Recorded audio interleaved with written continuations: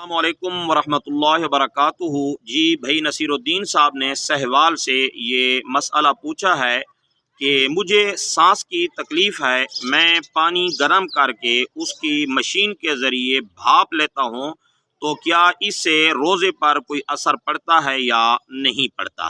تو جی جواب یہ ہے کہ پانی کو گرم کر کے اس کی بھاپ لینے کی صورت میں روزہ فاسد ہو جاتا ہے۔ کیوں؟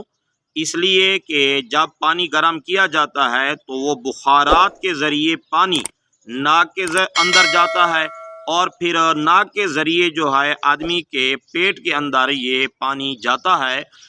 جبکہ شرعی مسئلہ یہ ہے کہ روزہ ہر اس چیز سے ٹوٹ جاتا ہے کہ جو آدمی کے بطن کے اندر، پیٹ کے اندر پہنچے یا اسی طرح دماغ کے اندر پہنچے تو اس سے روزہ ٹوٹ جاتا ہے۔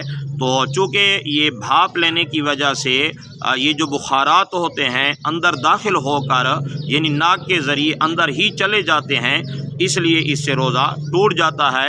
اور یہی حکم ہے جو ناک کو کھولنے کے لیے دوائی ڈالی جاتی ہے ناک کے اندر، تو اس سے بھی روزہ ٹوٹ جاتا ہے۔ جی السلام علیکم ورحمۃ اللہ۔